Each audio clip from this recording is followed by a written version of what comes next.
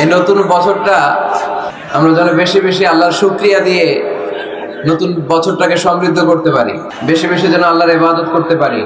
নতুন বছরে আমরা শপথ নেই আমরা যেন অন্তরে হিংসা লালন না করি, বিদ্বেষ লালন না করি, আমরা নিজেরা যেন কাদা ছোড়াছুরি না করি, আমরা যেন মিলেমিশে একসাথে একাকার হয়ে যাই। আল্লাহ তুমি কবুল করো, আমরা পড়ি আমিন। 60টা জিনিস মানুষ মরে যাওয়ার পরে তার কবরে পৌঁছতে থাকে। ইন্না মিম্মা ইয়ালহাকুল মুমিন মিন হাসানাতিহি বা'দা মাউতিহি, মানুষ মরে যাওয়ার পরেও যে 60টা জিনিস তার কবরে পৌঁছায় তার মধ্যে একটা হচ্ছে মসজিদান বানাহু, সে যে মসজিদ বানিয়ে গিয়েছে ওই মসজিদের সওয়াব। সুবহানাল্লাহ পড়ে। আপনি টাকা দিয়ে মসজিদ বানিয়ে দিলেন, ওই মসজিদে মুসল্লিরা নামাজ পড়ে, রোজাদাররা এসে ওখানে ইফতার খায়, তাহাজ্জুদ আদায়কারীরা তাহাজ্জুদ পড়ে, তাদের সওয়াবের কমতি হবে না, কিন্তু তাদের সওয়াবের একটা পার্সেন্টেজ সওয়াব যে ব্যক্তি মসজিদ বানালো তার আমলনামে আল্লাহ ঢুকিয়ে দেয়। সুবহানাল্লাহ বলতে পারলেন না? হে নামাজি আমার ঘরে নামাজে পড়ো আজ, দিল মে তোমার চরণ তলে হৃদয় যায় নামাজ। হে নামাজি আমার ঘরে নামাজে পড়ো আজ, দিল মে তোমার চরণ তলে হৃদয় যায় নামাজ। পড়েন আল্লাহু আকবার। কি সুন্দর লিখেছেন কাজী নজরুল ইসলাম। মসজিদ কেমন যেন মসজিদ তার নিজের ভাষায় আল্লাহর কাছে কেঁদে কেঁদে ফরিয়াদ জানায়, আল্লাহ নামাজিরা আমার ঘরে আসে না, কি সুন্দর টাইলস, কি সুন্দর মুসল্লা, কি সুন্দর এয়ার কন্ডিশন, সব আছে কিন্তু মুসল্লি নাই, ঠিক কিনা? মসজিদগুলো আল্লাহর কাছে ফরিয়াদ জানায়, এজন্য আমরা যেন মসজিদমুখী হই। কি মুখী? কাজী নজরুল ইসলাম খুব সুন্দর করে বলেছেন, মসজিদেরই পাশে আমায় কবর দিও ভাই, ঠিক কিনা? মসজিদেরই পাশে আমায় কবর দিও ভাই, যেন গড়ে হতে মুয়াজ্জিনের আযান শুনতে পাই। আমার গোরের পাশে দিয়ে ভাই নামাজিরা যাবে, পবিত্র সেই পায়ের ধ্বনি এ বান্দা শুনতে পাবে।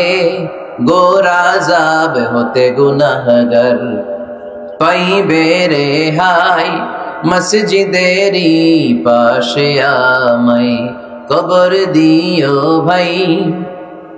কত মানুষ নামাজি ভাই মসজিদাঙ্গিহীনাতে, আল্লাহর নামের জিকির করে লুকিয়ে গভীর রাতে। আমি তাদের সাথে ওই আল্লাহর নাম জপতে চাই, আল্লাহর নাম জপতে চাই। পড়েন সবাই, মসজিদেরই পাশে আমায় কবর দিও ভাই, যেন গড়ে হতেও মুয়াজ্জিনের আযান শুনতে পাই। চিল্লায় পড়তে হবে আমিন।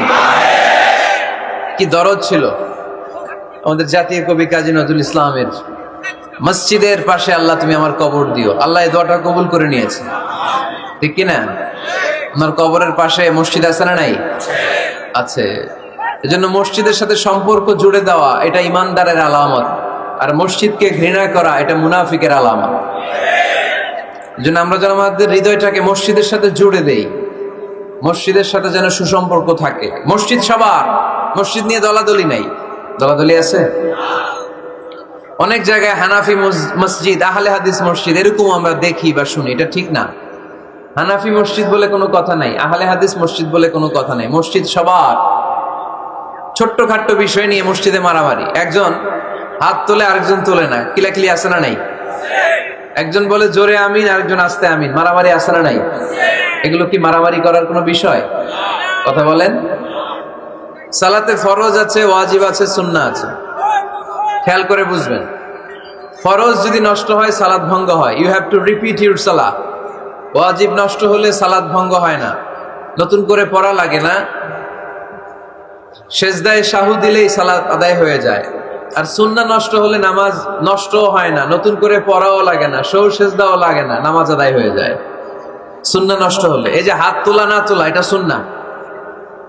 আমিন জোরে বলা না বলা, এটা কি সুন্নাহ। যেটা কোনো কারণে কেউ না করলেও তার নামাজ কবুল করে নেবে কে? আর এই সব সুন্নত লই আমাদের দেশে কিলাকিলি। মৌলভীবাজারে মাশাআল্লাহ এগুলা নাই, এখানেও আছে। এগুলার অবসান ঘটুক, আমরা চাই কি চাই না? আর কত এই ছোটখাটো বিষয় নিয়ে আমরা এই বিভেদের প্রাচীর আর দেয়ালকে উঁচু করব আমাদের মাঝখানে? কবে আমরা ঐক্যের সিন্ডিকেট করব? কবে? আর কবে সাদা মনের মানুষ হব? কবে? আর কত? অনেক হয়েছে, আন্না, এবার থামেন। বিভেদের প্রাচীরকে ভেঙে চুড়িয়ে দেন। ঐক্যের এমন সিন্ডিকেট করতে হবে যাতে কোনো অপশক্তি এই ঐক্যকে ভাঙতে না পারে, বানচাল করতে না পারে। চিল্লায় বলেন ঠিক কিনা? এজন্য মিউচুয়াল রেসপেক্টের দরকার, পারস্পরিক শ্রদ্ধাবোধ সব ক্ষেত্রে, রাজনীতিতে, সামাজিক অ্যাক্টিভিটিসে আমাদের আলেম ওলামাদের মধ্যে পারস্পরিক শ্রদ্ধাবোধের দরকার, মিউচুয়াল রেসপেক্ট। কেউ কাউরে রেসপেক্ট করে না, আমি যেটা বলছি এটাই সব, বাকি সব হারাম, এরকম বলে না অনেকে? এরকম যেন না করি। তাহলে মসজিদ সবার, মসজিদ আল্লাহর হাবিব সাল্লাল্লাহু আলাইহি ওয়াসাল্লাম খ্রিস্টানদেরকে মসজিদে ঢুকতে দিয়েছেন, আর আমরা মুসলমান ভাইয়ের জন্য মসজিদে তালা ঝুলাই দেই, আছে না নাই? আল্লাহর হাবিব সাল্লাল্লাহু আলাইহি ওয়াসাল্লাম কোথাও গেলেই প্রথমে মসজিদ বানাতেন। কি বানাতেন? মসজিদ বানাতেন। মক্কা থেকে হিজরত করে মদিনায় আসলেন, কোবায় থাকলেন কয়েক সপ্তাহ। কোবা পল্লীতে তিনি মসজিদ বানালেন, মসজিদ কোবা। ওখানে প্রতি শনিবার কেউ যদি ওযু করে ওখানে যে 2 রাকাত নামাজ পড়ে, একটা কবুল উমরার সওয়াব আল্লাহ তাআলা তার আমলনামায় দিয়ে দেয়। মসজিদে কোবা বানালেন। তারপরে মদিনায় এসে মসজিদে নববী বানালেন আল্লাহর হাবিব সাল্লাল্লাহু আলাইহি ওয়াসাল্লাম, মসজিদে নববী। এটা ছিল আল্লাহ রাসূল সাল্লাল্লাহু আলাইহি ওয়াসাল্লামের বৈশিষ্ট্য। কোথাও গেলেই তিনি মসজিদ বানাতেন, মসজিদে নববী। হায় রে, এখন তো কত সুন্দর মসজিদ আমরা দেখি, আমরা যে সালাত পড়ি। আল্লাহর হাবিব সাল্লাল্লাহু আলাইহি সাল্লামের সময় মসজিদে নববী কি এরকম ছিল? কথা বলেন। ফ্লোর ছিল বালুর ফ্লোর। কিসের ফ্লোর? আমাদের মসজিদের ফ্লোর কিসের? টাইলস। আল্লাহ রাসূল সাল্লাল্লাহু আলাইহি ওয়াসাল্লামের মসজিদে নববীর ফ্লোর কিসের? কথা বলে না তো আওয়াজ করে উত্তর দেন না কেন? কষ্ট হচ্ছে? দুপুরে খাইছেন না সবাই? কেন খান নাই কেন? রোজা রাখছিলেন? হ্যাঁ, ফজর বাদে আইছি। আচ্ছা ঠিক আছে, ঠিক আছে। আচ্ছা আচ্ছা, সাউন্ড নাই, কথা শোনা যায় না? তো এটা শুনলা কেমনে? জিজ্ঞেস করলাম কথা শোনা যায় না, কয় না। তো এটা শুনলা কি করে? মানে অল্প শোনা যায়, তাই তো? একটু পরে আমার বিদায় ঘন্টা বাজবে, আমি চলে যাব। এই তোমরা ডিস্টার্ব করতে করতে আমার সময় শেষ।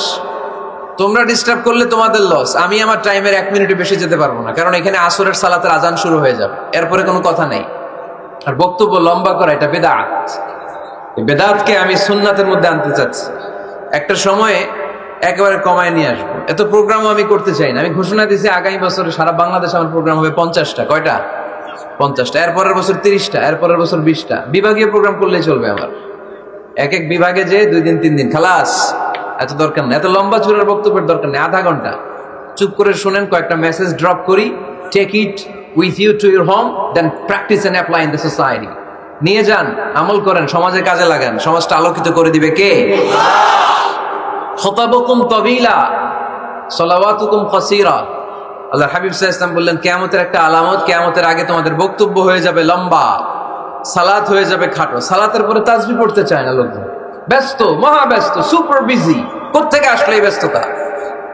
আপনি রবের সাথে মুনাজাত, না যাই ইউনাজি মুনাজাত, আপনার রবের সাথে একাকী নীরবে কথা বলতে মনে চায় না আপনার? এত তাড়াহুড়ো কিসের? ধীর স্থির হন, একটু স্থির হন, একটু মনোদৈহিক প্রশান্তি অর্জনের চেষ্টা করেন। সব সময় ব্যস্ত, ধাক্কাধাক্কি, উচ্ছৃঙ্খলা, এগুলো আমাদেরকে শেষ করে দিয়েছে। এজন্য লম্বা চোরা বক্তব্য ঠিক না। বক্তব্য শুনতে আমাদের ভালো লাগে, আমল করতে ভালো লাগে না। বক্তব্যটা শেষেই সিগারেট ধরায়, আছে না নাই? মাহফিল শেষেই বিড়ি ধরায়, কয় চমৎকার ওয়াজ করছে হুজুরে। ওয়াজটা সেরকম হয়েছে, অনেক কণ্ঠ সুন্দর হুজুরের। এতদিন ইউটিউবে দেখছি, আজকে সরাসরি দেখাইছি, আছে না নাই? কি লাভ হয়েছে? লাভটা হয়েছে কি? এই যে মাহফিল শেষে বিড়িটা ধরাইলেন আর গেলেন, কোনো লাভ হয় নাই। এগুলো থেকে বেরিয়ে আসতে হবে। বছরের পর বছর আমাদেরকে শেখানো হয়েছে একভাবে, কেউ এই পরিবর্তনের আওয়াজ তোলে নাই। আওয়াজ আপনাকে তুলতে হবে। আওয়াজ তোলার জন্য এত মানুষ লাগে না, আপনি একাই যথেষ্ট। আপনি দাঁড়ান না সামনে, দেখবেন আপনার সামনে কেউ টিকে থাকতে পারবে না, ঠিক কিনা? কিন্তু আপনার শক্ত সিদ্ধান্ত লাগবে, পরিবর্তনের জন্য শক্ত মানসিকতা লাগবে যে আমি পরিবর্তন করতে চাই। We have to change. যুগ জামানা পাল্টে দিতে চাই না অনেকজন। এক মানুষই আনতে পারে জাতির জাগরণ। এক মানুষই বিপদকালে বাঁচায় কাফেলায়, ক্ষুদ্র ডিঙ্গি বাঁচায় জাহাজ অসীম দরিয়ায়। এজন্য আপনার শক্ত সিদ্ধান্ত পারে আপনার মৌলভীবাজারটাকে দেশের শ্রেষ্ঠ জেলা, শ্রেষ্ঠ থানা হিসেবে আল্লাহর কাছে কবুল করতে, ঠিক কিনা? এই জন্য লম্বা চূড়া আলোচনা ঠিক না। ছোটখাটো অল্প কয়েকটা মেসেজ নিয়ে যেতে পারলেই that's enough. One of the minor signs before the day of judgment, your Islamic lectures will be very longer and your salah 5 times a day will be shorter. কিয়ামতের আগে বক্তব্য লম্বা, নামাজ খাটো, তাসবিহ পড়ে না, ব্যস্ত, মহাব্যস্ত। এই মহাব্যস্ততা ছাড়েন, কোরআন সুন্নাহর দিকে ফিরে আসেন। বরকত দিবে কে? বিশ্বনবীর মসজিদে নববীর ফ্লোর বালুর ফ্লোর ছিল, আমাদের ফ্লোর টাইলস।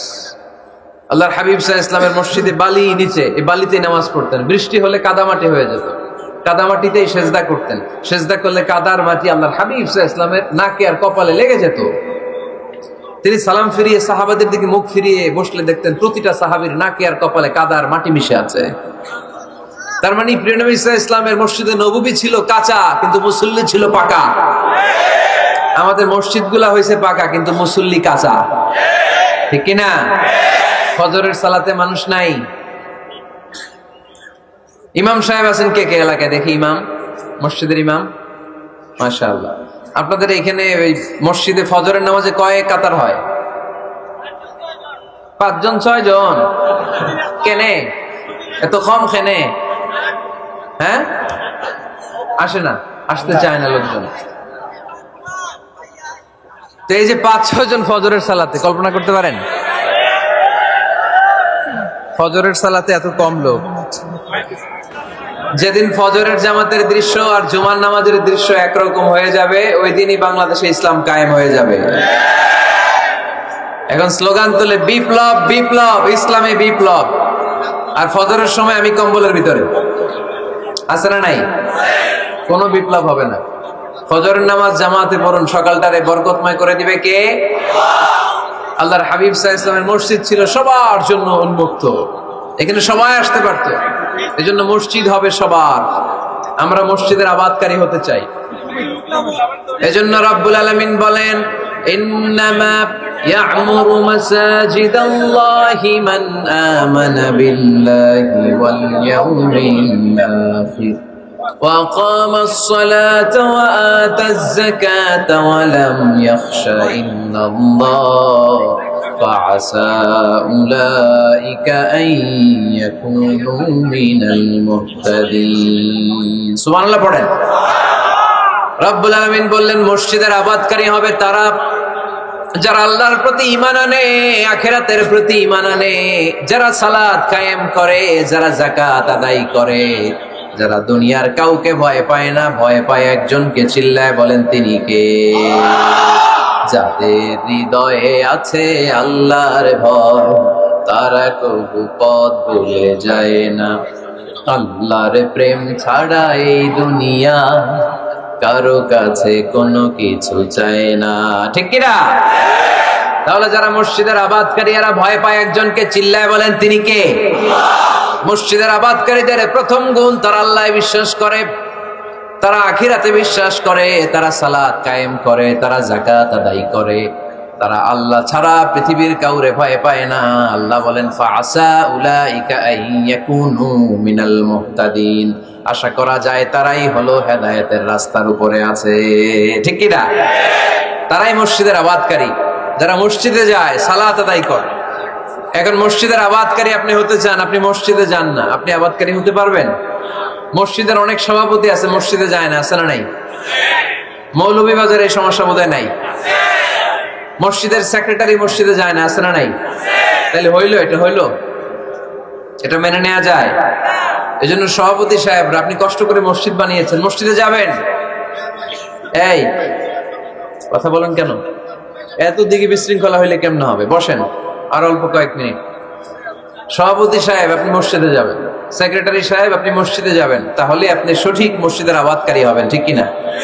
আমরা মসজিদের আবাদকারী হতে চাই ইনশাআল্লাহ। পড়েন উমরানুল মাসাজিদ। মসজিদের আবাদ কি করে করতে হয়? মসজিদ আবাদ করার এক নাম্বার মাধ্যম হচ্ছে মসজিদ নির্মাণ করা। কি করা? নির্মাণ করা। খেয়াল করবেন, আল্লাহর হাবিব সাল্লাল্লাহু আলাইহি ওয়াসাল্লাম বলেছেন, মান বানা মসজিদান মিন মালিহি ফিদ দুনিয়া বানাল্লাহু লাহু বাইতান ফিল জান্নাহ। যে ব্যক্তি নিজের পকেটের টাকা খরচ করে দুনিয়াতে মসজিদ বানায়, আল্লাহ তাআলা তার জন্য জান্নাতে ঘর বানায়। 60টা জিনিস মানুষ মরে যাওয়ার পরে তার কবরে পৌঁছতে থাকে।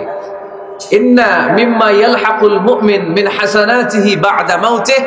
মানুষ মরে যাওয়ার পরেও যে 60টা জিনিস তার কবরে পৌঁছায়, তার মধ্যে একটা হচ্ছে মসজিদান বানাহু। সে যে মসজিদ বানিয়ে গিয়েছে, ওই মসজিদের সওয়াব। সুবহানাল্লাহ পড়ে।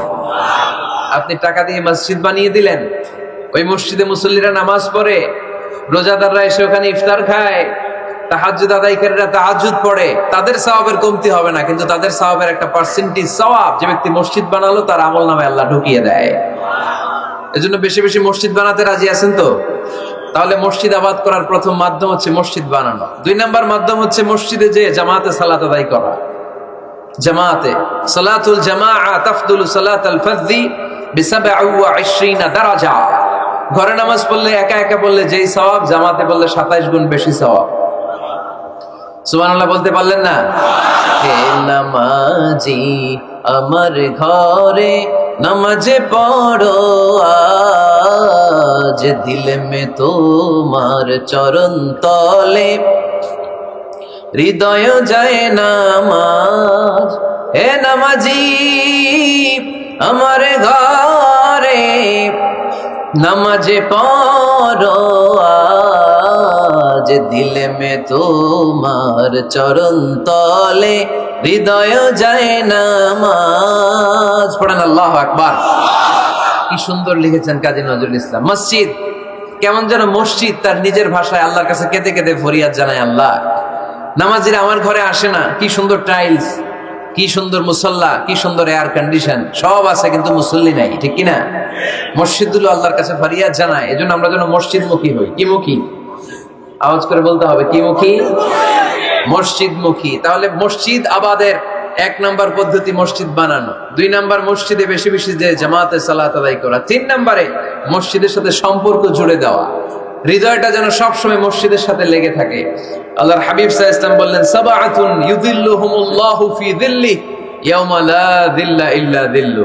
7 শ্রেণীর ব্যক্তিকে আল্লাহ তাআলা কিয়ামতের দিন আরশের নিচে ছায়া দিবে, যেদিন আল্লাহর আরশের ছায়া ছাড়া কোনো ছায়া পৃথিবীতে থাকবে না। সেই দিনটা কি এই দিনের মতো?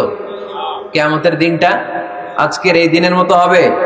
50,000 বছর হবে। এটা লেন্থ, এটা ডিউরেশন। قاعا صفصفا لا ترى فيها عوجا ولا امتا, level playing field, তামার জমিন। একটু কল্পনা করেন তো ওই দিনটা কত ভয়ঙ্কর। বাবা ছেলেরে চিনবে না ওই দিন, ছেলে বাবারে চিনবে না, স্ত্রী স্বামীকে চিনবে না, স্বামী স্ত্রীকে চিনবে না, পীর সাহেব মুরিদ চিনবে না, মুরিদ পীর সাহেবকে চিনবে না, নেতা কর্মীকে চিনবে না, কর্মী নেতাকে চিনবে না। হায় হায়, ইয়া নাফসি বলে কাঁদবে। সূর্যটা মাথার কাছে চলে আসবে, সূর্যের তাপে মাথার মগজগুলো গলে গলে নাকের ছিদ্র আর কানের ছিদ্র দিয়ে টপ টপ করে বেয়ে বেয়ে পড়বে। তৃষ্ণায় মানুষগুলো পাগল পাড়া, জিহ্বাটা বের হয়ে নাভি পর্যন্ত ঝুলতে থাকবে। সেদিন সবাই পাগলের মতো ছুটতে থাকবে, কোনো ছায়া নাই আল্লাহর আরশের ছায়া ছাড়া।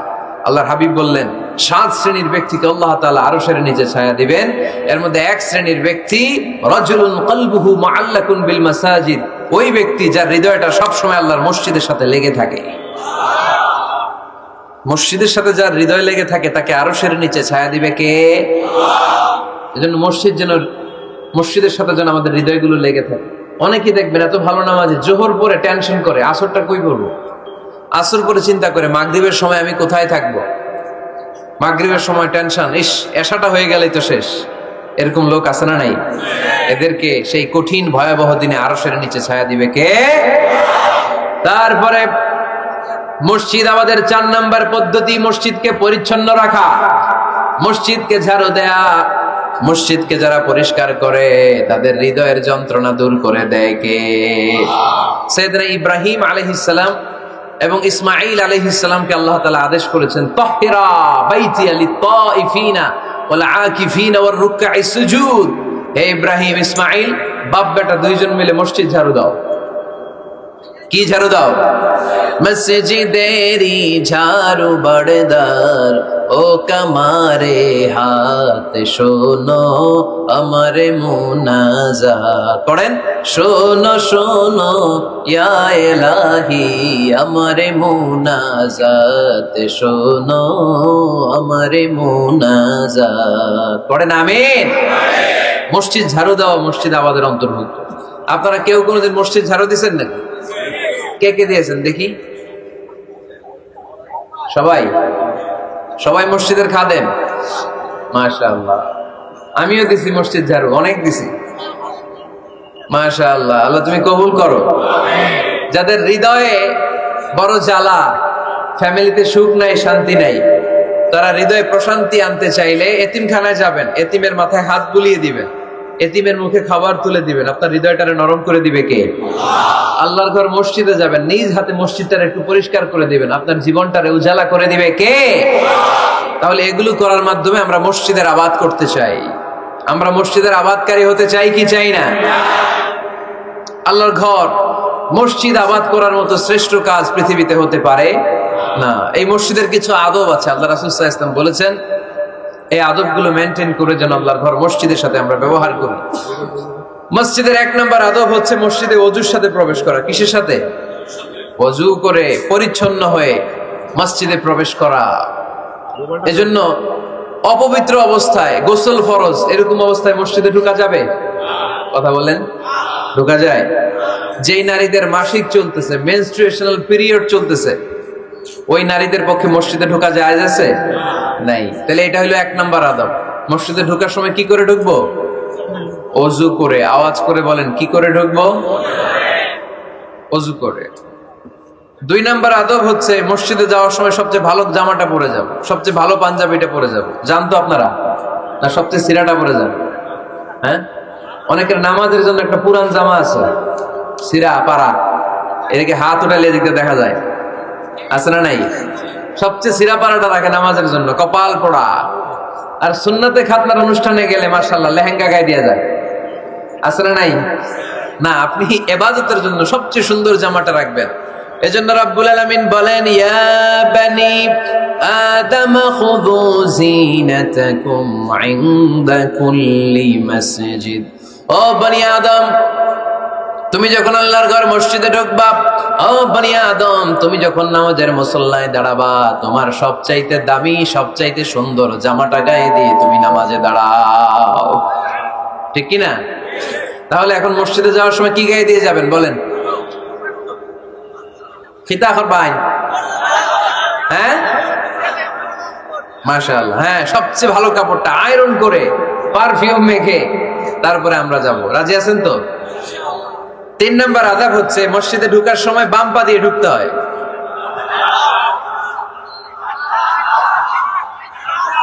কোন পা? আরো জোরে।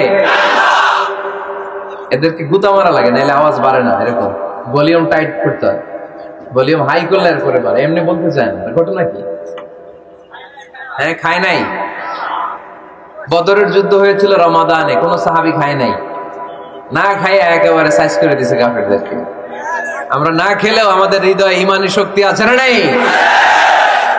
এই তো বোঝা যাচ্ছে ইমানি শক্তি আছে। এতক্ষণ আছিল কই? তো মসজিদে ঢোকার সময় কোন পা দিয়ে? এগুলো মনে থাকে আমাদের? ভুলে যাই আমরা, খেয়াল থাকে না তো এগুলা। এত কিছু মনের মধ্যে রাখলে এগুলো মনে থাকবে কেমনে? মসজিদে ঢোকার সময় কোন পা?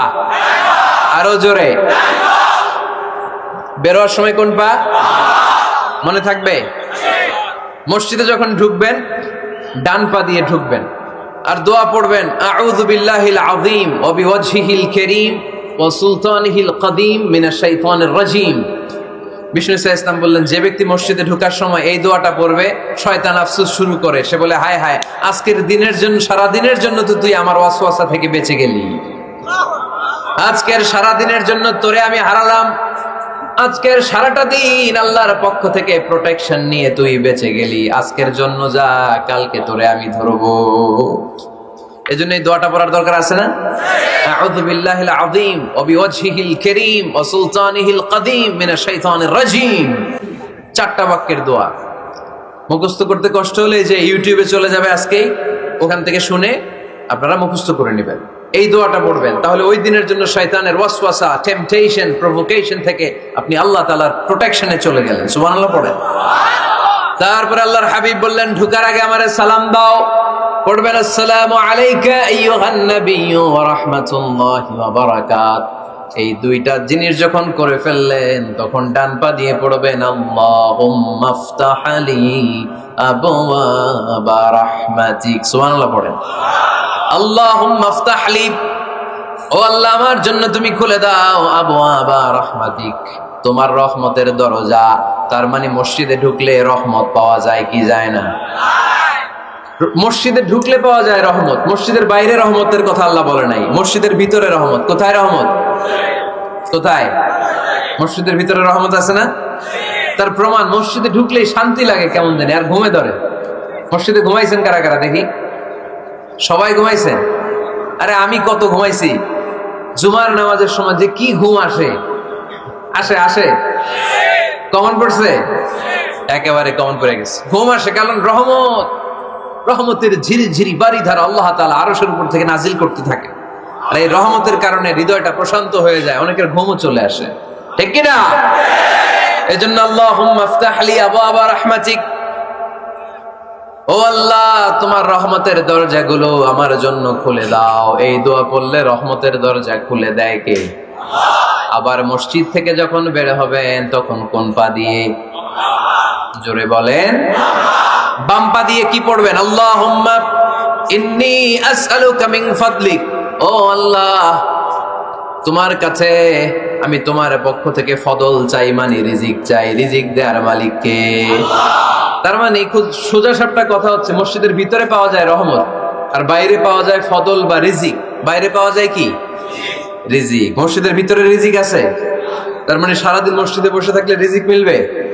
নামাজের সময় নামাজ পড়তে হবে, কাজের সময় কাজ করতে হবে, এটাই হচ্ছে ইসলামের বিধান। নামাজের সময় নামাজ, কাজের সময়।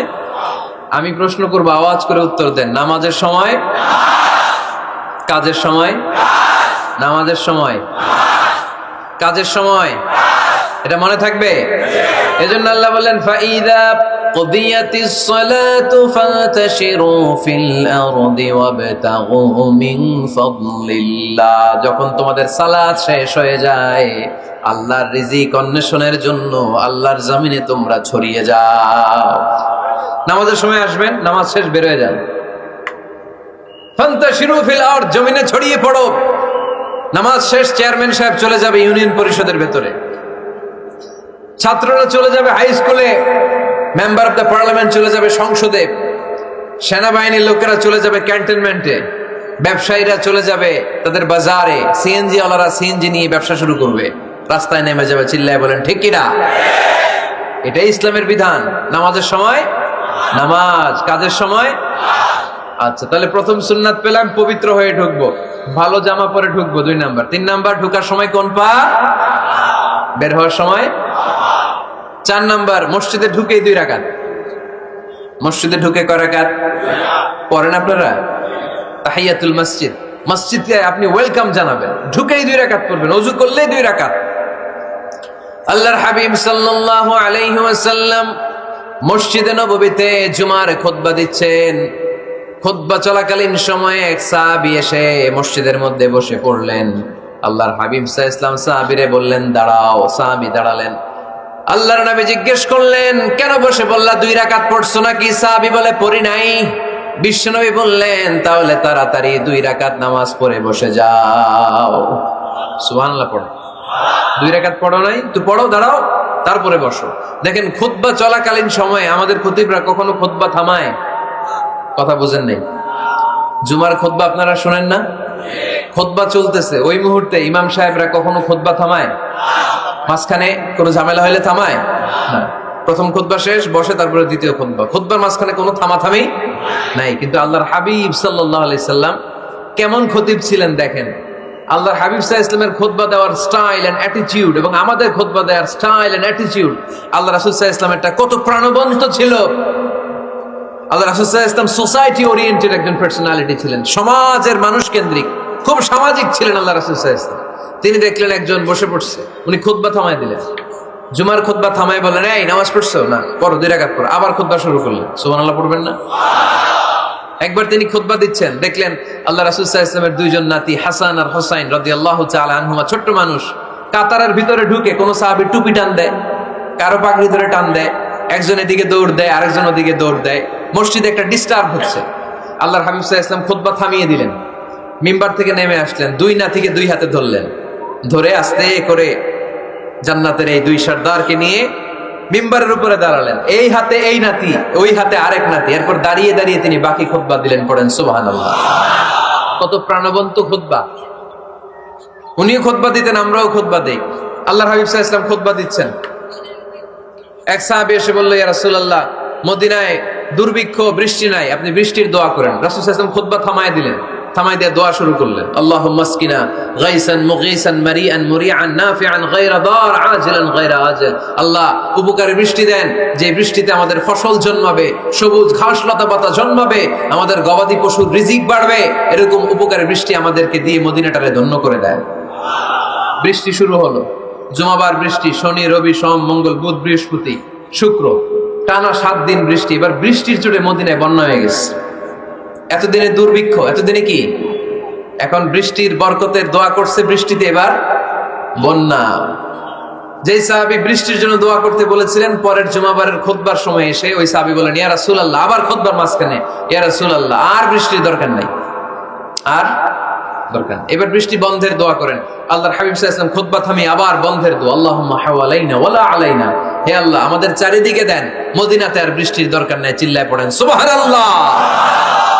এজন্য খতিব হবে এরকম প্রাণবন্ত খতিব। সমাজে কি চলে, কি ক্রাইসিস, কি সংকট, ইয়াংরা কোন সমস্যায় ভোগে, আমাদের রাজনৈতিক অঙ্গনে কি সমস্যা, আমাদের অর্থনৈতিক অঙ্গনে কি সমস্যা, আমাদের সামাজিক অঙ্গনে কি সমস্যা, আমাদের পরিবারগুলোর ভেতরে কি ঝামেলা, প্রত্যেকটা কথা মসজিদের মিম্বার থেকে আসার দরকার আছে না নাই?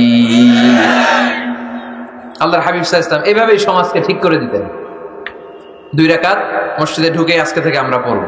মসজিদে ঢুকলেই কয় রাকাত মনে থাকবে না ভুলে যাবেন? তারপরে আল্লাহর হাবিব সাল্লাল্লাহু আলাইহি ওয়াসাল্লাম বলেছেন, খবরদার কবরের উপর মসজিদ বানিও না। কবরস্থান একদিকে, মসজিদ আর একদিকে। কিন্তু বাংলাদেশে মসজিদের সাথে কবর মেলানো আছে না নাই? ছোট্ট একটা মসজিদ, কিন্তু এত বড় বাবার কবর আছে না নাই? এগুলো করবেন না আপনি। আগে হবে মসজিদ, পরে কবরস্থান। যেমন মসজিদে নববী হয়েছে আগে, তারপরে বিশ্বনবীর কবর এখানে আছে না নাই? মসজিদে নববী প্রতিষ্ঠিত হয়েছে আগে, পরে বাকি কবরস্থান আছে না নাই? কিন্তু কোন আল্লাহর ওলির কবরস্থানের উপরে যদি মসজিদ বানান, তার উপর লানাত দিয়েছে কে? লাআনা রাসূলুল্লাহ আলাল ইয়াহুদ ওয়ান নাসারা ইত্তাখাযু কুবুর আমবিয়াইহিম মাসাজিদা। আল্লাহর রাসূলের লানত ইহুদি নাসারাদের উপর, কারণ ইহুদি আর নাসারাদের একটা খাসলাত, একটা বৈশিষ্ট্য ছিল, তারা তাদের নবীদের কবরের উপরে মসজিদ বানায় ফেলত। এটা করা যাবে? এজন্য এলাকায় এলাকায় এই ঝামেলা, কবর আর মসজিদ হবে আলাদা। আবার মসজিদের কেবলার দিকে যেন কবরস্থান না হয়, তাহলে শিরক হওয়ার সম্ভাবনা আছে না নাই? খুব সাবধান। আল্লাহ সব মাফ করে, কিন্তু শিরক মাফ করে না, ঠিক কিনা? শিরক হচ্ছে মহাপাপ, সব পাপের বাপ। এজন্য আমরা সব করলেও শিরকের গুনাহ মুসলমান কখনো করতে পারে। এরপর আল্লাহর হাবিব বললেন, মসজিদকে পরিষ্কার পরিচ্ছন্ন রাখো, এটাও মসজিদের আদাব। মসজিদে আতর লাগিয়ে দেন, বাখর জ্বালিয়ে দেন। আপনাদের এই এলাকার মধ্যে তো বাখরের অভাব নাই, আগরের অভাব নাই, ঠিক কিনা? গতকাল প্রোগ্রাম ছিল কই? সুজানগর, আগরের রাজধানী। আগর চিনেননি আপনারা? হ্যাঁ, এই যে দেহনেল উদ পারফিউম, আপনাদের এই যে মাহতাব সাহেবের আল হারামাইন, এরপরে যে আজমল কোম্পানি, এও আপনাদের এই মৌলভীবাজার এলাকার। এরকম অনেক কোম্পানি আছে দুবাই ভিত্তিক, গোটা বিশ্বে ওনারা ব্র্যান্ডিং করেছে। এগুলোর র ম্যাটেরিয়াল কাঁচামাল যায় হচ্ছে আপনাদের মৌলভীবাজার থেকে। ছেলের বউ শাশুড়ির ওয়াজ গতকাল করছে, শুনে নিন। শাশুড়ি আর বৌমার কিলাকিলি, গতকালের ওয়াজের বিষয় ছিল কি শাশুড়ি বৌমার কিলাকিলি কি করে থামাবেন, শুনে নিন। আচ্ছা ঠিক আছে, মুফতি সাহেবদের কাছ থেকে জেনে নেবেন এই প্রশ্ন। আমি উত্তর দিলে আবার কিলাকিলি লেগে যাবে বাংলাদেশ, কিলাকিলির দরকার নেই। সম্মানিত ভাইয়েরা, মসজিদ পরিষ্কার পরিচ্ছন্ন রাখবেন, এই বাখুর জ্বালাবেন, দেহিনেল উদ, এই পারফিউম গুলো ছড়িয়ে দিবেন। মসজিদের মধ্যে অনেক মসজিদের দুর্গন্ধ আছে না নাই? এই কার্পেটের মধ্যে ময়লা, পরিষ্কার করে না। আল্লাহর হাবিব সাল্লাল্লাহু আলাইহি ওয়াসাল্লাম বলেছেন, খবরদার। আম্মা জান আয়েশা বর্ণনা করেন, আমার রাসূলুল্লাহ সাল্লাল্লাহু আলাইহি ওয়াসাল্লাম বিবিনাইল মসজিদ ফি দুয়ার ওয়া আন তুতাইয়াবা ওয়া তুনাযাফ, আমরা যেন এলাকা এলাকায় মসজিদ বানাই, মসজিদগুলোকে যেন পারফিউম দিয়ে, আতর দিয়ে সুগন্ধময় করে দেয়, বিশ্বনবী আদেশ করেছেন। সুবহানাল্লাহ। এজন্য কোনো অপরিচ্ছন্ন মসজিদ থাকতে পারবে না। মসজিদের পাশ দিয়ে গেলে আতরের ঘ্রাণে আমোদ হয়ে লোকজন যেন বুঝতে পারে এটা আল্লাহর ঘর, মসজিদ। চিল্লায় বলেন ঠিক কিনা? এরপরে আল্লাহর হাবিব সাল্লাল্লাহু আলাইহি ওয়াসাল্লাম বলেছেন, মসজিদের আরেকটা আদব হলো মসজিদকে অতিমাত্রায় ডিজাইন না করা। বেশি ডিজাইন করা যাবে না। এমন ডিজাইন করা যাবে না যে এটা মসজিদ বোঝাই যায় না। এত লাইটিং ফাইটিং করে, এটা কি মসজিদ না কমিউনিটি সেন্টার বোঝাই যায় না। আছে না নাই? আছে। এরকম যেন আমরা না করি সম্মানিত ভাইয়েরা। বিশেষ করে মসজিদের সামনের দেয়ালে। কোন দেয়ালে? সামনের দেয়ালটা, কেবলার দিকে যেই দেয়াল, এই দেয়ালটা হতে হবে ফ্রেশ, যাতে করে মানুষের দৃষ্টি আকর্ষণ না করে। প্রায় মসজিদের দেয়ালের মাঝখানে দেখবেন আপনি ক্যালেন্ডার ঝুলায় রাখে, আছে না নাই? মৌলভীবাজারের কি অবস্থা? কিতা খবর আছে? তো এই যে ক্যালেন্ডার ঝুলায় রাখে, ওইখানে দেখবেন বিভিন্ন মসজিদের ছবি, এতিমখানার ছবি, মানুষের ছবি। তো মানুষ নামাজও পড়ে, আবার ওগুলোও তাকায়, আছে না নাই? প্রথম কাতারে পরে ওইখানে কি লেখা, এগুলো পরে, তার ডিস্টার্ব হচ্ছে না? এই মুসল্লির দৃষ্টি যাতে অন্যদিকে না যায়, এটা খেয়াল রাখতে হবে। যদি পারা যায়, মসজিদের সামনে কোনো ঘড়ি টড়ি চলবে না। ঘড়ি মসজিদের পেছনের দেয়ালে, সময়সূচি পেছনের দেয়ালে, সব পেছনে। সময় কয়টা বাজে ওটা ইমাম দেখলেই চলবে, ইমাম এভাবে দেখে নিবে, আপনারাও দেখে নিবেন। কিন্তু সামনের দেয়ালটা যত সিম্পল করা যায়। আল্লাহর হাবিব সাল্লাল্লাহু আলাইহি ওয়াসাল্লাম নামাজ পড়া অবস্থায় সামনে এমন কিছু রাখতেন না যেটার দ্বারা আল্লাহর হাবিব সাল্লাল্লাহু আলাইহি ওয়াসাল্লামের সালাতে মনোযোগ অন্যদিকে চলে যায়। আমরা যখন সালাত পড়ি, যদি অন্যদিকে তাকাই, ফেরেশতার মাধ্যমে আল্লাহ একটা ডাক দেয়, বলে আকবিল, এই বান্দা ফিরে আয়, তোর নজর থাকা দরকার সিজদার জায়গায়, ফিরে আয়। আপনি আবার যখন অন্যদিকে তাকান, আল্লাহ বলে ফিরে আয়, সিজদার দিকে তাকা। আপনি আবার যখন ঘড়ির দিকে তাকান, আল্লাহ বলে আকবিল, ফিরে আয়, সিজদার দিকে তাকা। আপনি যখন আবার অন্যদিকে তাকান, তখন আল্লাহ বলে লা হাজাতা লি ইলা সালাতি, তোর এই নামাজের দরকার আমার নাই। নাউজুবিল্লাহ পড়বেন না? তোর এই নামাজের দরকার আমার নাই। অজু করে কষ্ট করে যাকে খুশি করার জন্য আপনি সালাতে দাঁড়ালেন, উনি যদি বলে এই নামাজের দরকার নাই, তা কার জন্য নামাজ পড়লেন আপনি? কথা কি বুঝতে পেরেছেন? এই জন্য এলাকার গণ্যমান্য ব্যক্তিবর্গ আছে, আমাদের চেয়ারম্যান সাহেব আছে, আরো অন্যান্য বিজনেস ম্যাগনেটরা আছে, আপনারা মসজিদ যখন নির্মাণ করবেন, সামনের দেয়ালটা যত সাদামাটা হতে পারে ততই ভালো। এমনকি জায়নামাজের মধ্যে এখন কাবা ঘরের ছবি আছে না নাই? আছে না? কি মুসলমান আমরা, নিজের কাবারে নিজে লাথি মারি নামাজের আগে, মনের অজান্তে নিজের কাবাকে নিজে লাথি মারছি। এরকম জায়নামাজ ব্যবহার করা নিষেধ। চিল্লায় বলেন ঠিক কিনা? সাদা ফ্রেশ জায়নামাজ বাজারজাত করেন, আপনাদের সিদ্ধান্তই ওনাদের ব্যবসা বয়কট হয়ে যাবে।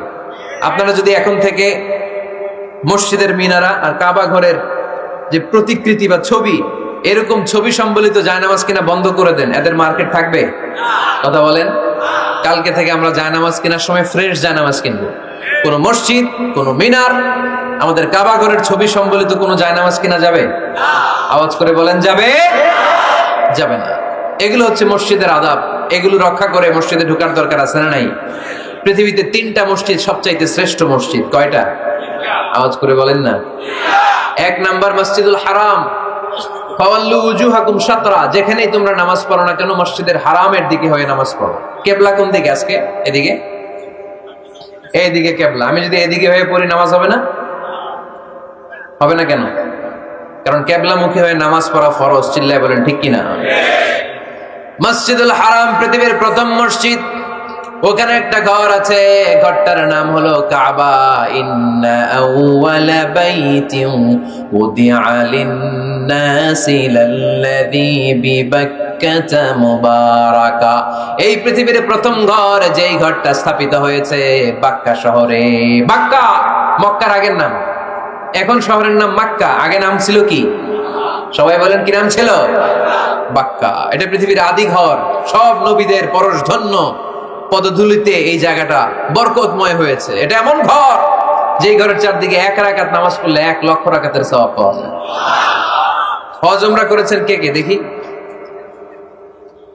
হজ উমরা করেছেন আপনারা না? মাশাআল্লাহ। আমরা যারা করতে পারি নাই, আল্লাহ তাদেরকেও তৌফিক দাও। আমরা যেন এই কাবা ঘরে যে প্রাণ ভরে সালাত আদায় করতে পারি, আল্লাহ তৌফিক দান করো। আমরা যেন মসজিদে নববীতে যে প্রাণ ভরে সালাত করতে পারি, তৌফিক দান করো। আল্লাহর হাবিব সাল্লাল্লাহু আলাইহি ইসলামের কবরের সামনে দাঁড়িয়ে যেন আমরা প্রাণ খুলে মন প্রাণ উজাড় করে বিশ্ব নবী সাল্লাল্লাহু আলাইহি ইসলামকে সালাম দিতে পারি, আল্লাহ তৌফিক দান করো। এই কাবা ঘরকে কেন্দ্র করে প্রতিদিন 100টা রহমত নাজিল হয়। আওয়াজ করে বলেন কয়টা? আল্লাহর হাবিব বললেন প্রতিদিন প্রতিনিয়ত 100টা রহমত নাজিল হতেই থাকে। 60টা রহমত তাদের উপর নাজিল হয় যারা কাবা ঘরের চারদিকে তাওয়াফ করে। 40 লিল মুসাল্লিন, বাকি 40টা নাজিল হয় যারা কাবা ঘরের পাশে নামাজ পড়ে। 20 লিন নাযিরিনা ইলাল কাবা, বাকি 20টা রহমত প্রতিনিয়ত নাজিল হয় যারা তাওয়াফ করে না, সালাত আদায় করে না, শুধু কাবার গিলাফের দিকে তাকিয়ে থাকে। কাবার দিকে তাকায় থাকলেই সওয়াব। সুবহানাল্লাহ পড়েন।